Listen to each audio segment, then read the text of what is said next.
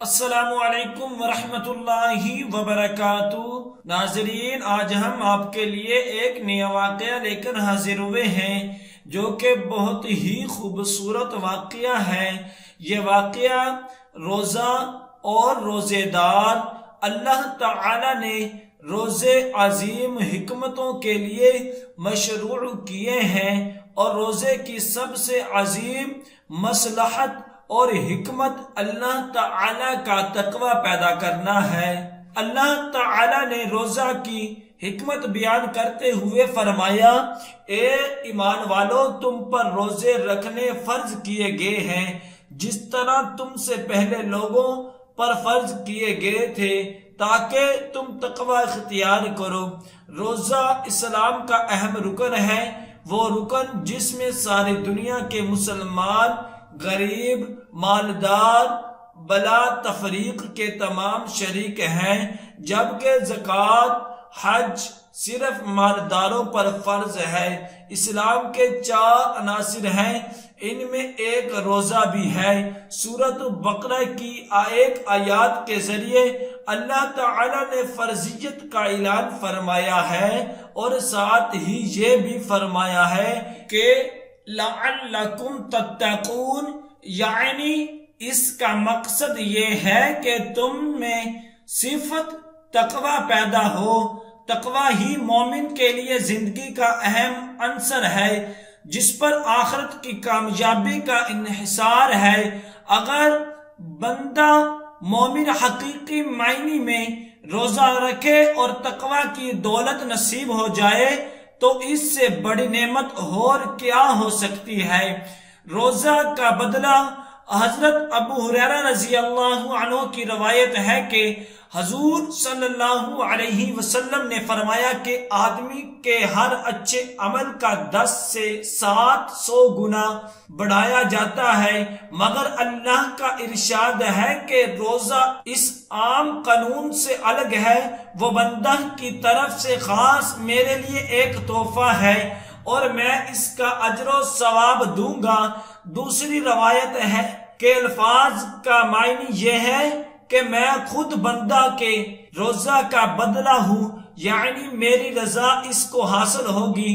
روزہ دار کے لیے 2 وقت خوشی کے، حدیث میں فرمایا روزہ دار کے لیے 2 موقع بڑی خوشی و مسرت کے ہوں گے۔ ایک خوشی کا موقع جب وہ افطار کر رہا ہوتا ہے کہ روزہ اللہ کے لیے مکمل ہو، اب کھانے پینے کا موقع ہے، اور دوسری خوشی کا موقع جب وہ اللہ تعالی سے ملاقات کرے گا اور اللہ تعالی اس کو اس کے روزے کا بدلہ دے گا۔ روزہ دار کے منہ کی بو اللہ کو پسند ہے۔ حدیث میں ہے کہ روزہ دار کے منہ سے نکلنے والی بو جو معدہ خالی ہونے کی وجہ سے آتی ہے، اللہ تعالی کے نزدیک مشک کی خوشبو سے بھی بہتر ہے، یعنی انسانوں کے لیے مشک کی خوشبو اچھی اور پسندیدہ ہوتی ہے، اللہ کے یہاں روزے دار کے منہ کی بو اس سے بھی اچھی ہے۔ روزہ باعث مغفرت ہے۔ نبی اکرم صلی اللہ علیہ وسلم کا ارشاد مبارک ہے کہ آپ نے فرمایا کہ جو بندہ مومن رمضان کے روزے ایمان اور ثواب کی نیت سے رکھے گا، ان کے سب گزرے ہوئے گناہ معاف کر دیے جائیں گے۔ روزہ دار کی دعا قبول ہوتی ہے۔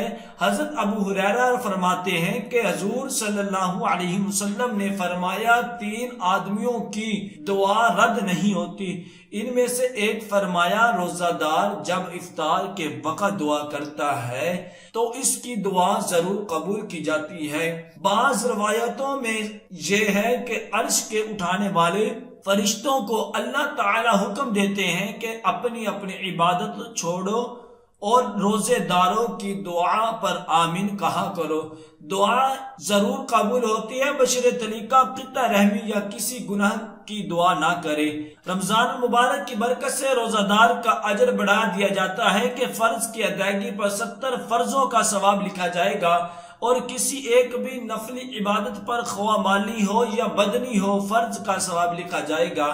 اور قرآن مجید میں ارشاد باری تعالی ہے، بے شک اللہ تعالی صابرین کو بغیر حساب کے اجر سے نوازتا ہے۔ اپنے روزہ اور تراویح اور دیگر عباداتوں پر نیز برائیوں سے بچنے اور اپنے تمام اعضائے جسمانی کو گناہوں سے بچانے پر جو صبر کرتے ہیں ان کا اجر بے حد و حساب عطا کیا جائے گا۔ اللہ تعالی ہمیں صحیح معنی میں روزہ رکھنے کی توفیق بخشے، آمین۔ دعا ہے کہ اللہ تبارک و تعالی ہم سب کو ان کلمات پر عمل کرنے کی توفیق عطا فرمائے۔ صدق اللہ العظیم۔